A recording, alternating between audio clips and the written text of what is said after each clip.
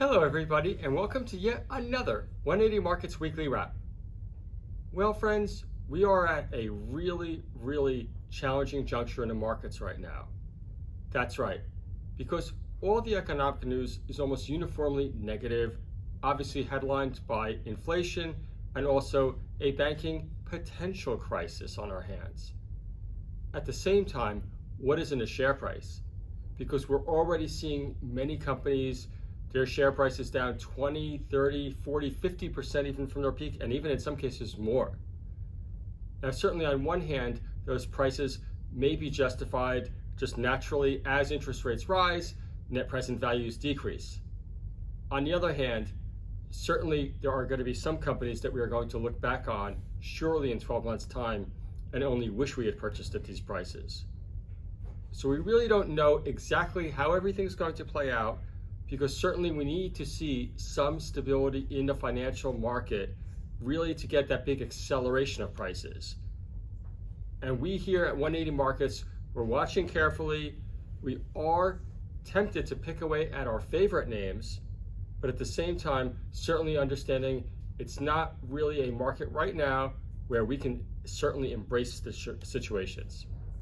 And now to talk more specifically what went on the markets, in capital markets especially, I'll turn it over to Sean. Sean, are you ready for the wrap? The wrap? Of course I'm ready for the wrap. Go the Navy Blues! We beat the reigning premiers. How good is that? How good of a wrap is that?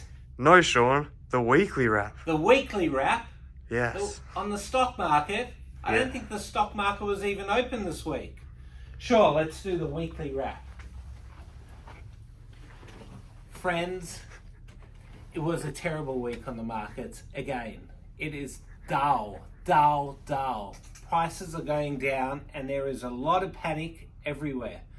I'm very lucky that I've got something to look forward to at the end of the week, being Carlton. But yeah, I had to keep my mind off the market this week. It is tough.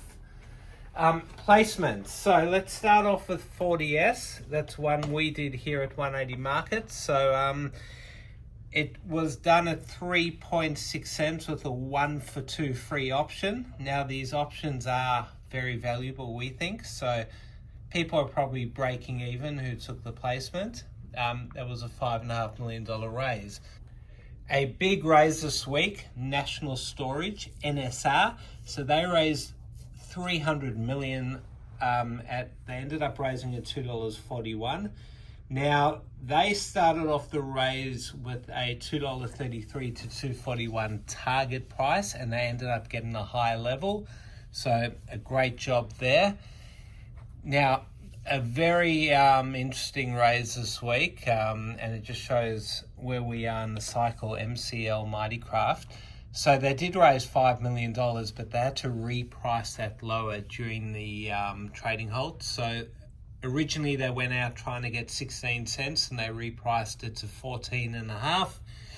I think Mighty Craft hasn't been listed for too long, so I think they must have been a 20-cent IPO. They did pretty well originally, and now they trading below that IPO price. I don't know much about what they do, so very interesting to see what happens now.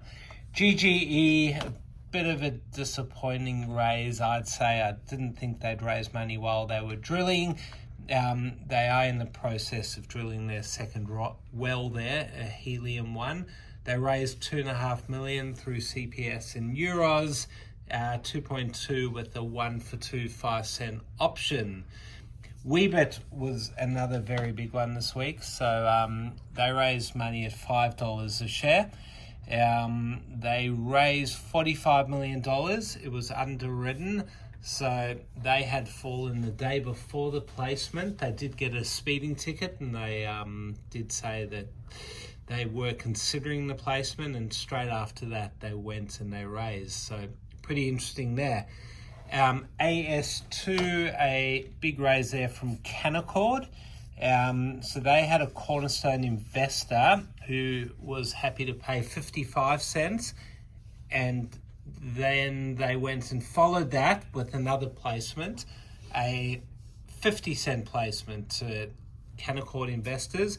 Now, those shares came with the free 1-for-3 AS20. Now, AS20 has got a 25-cent exercise price, so that's a nice free addition for anyone that took the shares. Movers. There were a few movers this week.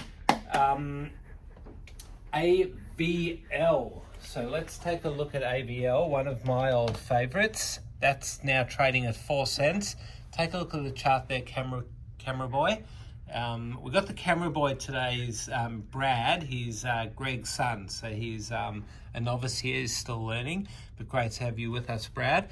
So Brad, I don't know if Brad was even born when we did the AVL raise. We did 2 of them quite a few years ago, but they are our favourite stock here at 180 Markets, and it's great to see AVL performing well. Now, just as we're talking, here's a news ticker, and 3 minutes ago, AVL announced that they welcome Resource Capital Fund to their register. So Resource Capital Fund did buy over 5% in the past few weeks, and well done to Vincent and the team for getting them on board. Exciting times there.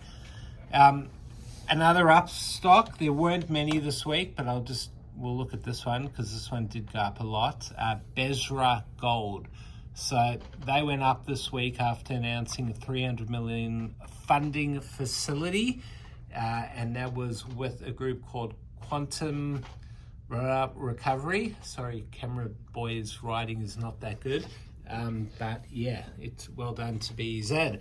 Now downs, there were heaps of downs. Now the whole lithium sector has really fallen down, and it was always going to happen after the massive run it had. So our favorite lithium stock was Sayona. I guess it still is, but the chart is really breaking down there. It's had a big fall in the past few weeks, and back to placement price from two placements ago, so not doing too well there. Some other lithiums that have fallen, Argosy, AGY, it's up today, but let's look at that chart. That has fallen pretty much from almost 80 cents to, it's pretty much halved in the last month. So that's a big fall. And look, investors are still up a lot of money. Let's look at the 5-year chart of Argosy. So they were as low as a few cents in 2020. And now they are really showing that they had some fun, and looks to be over for now. CXO, another one, big lithium stock here, massive success story, but finally, after hitting almost $2 recently, it's trading at 77 cents. Finally, LKE, most of you would know them, Lake Resources. So let's look at that 5-year chart. All the way from, I remember trading this when it was about 2 or 3 cents down here. Brad was still wearing nappies. They had a massive run to $2.20 over here. That was the start of the year, and they're now trading at a quarter of that, 46 cents. So not a great week on the markets, but footy's back in Melbourne. How good's that? Gives us something to look forward to. I'm going to watch the last few minutes of the game, and exciting times if you follow. Go Baggers!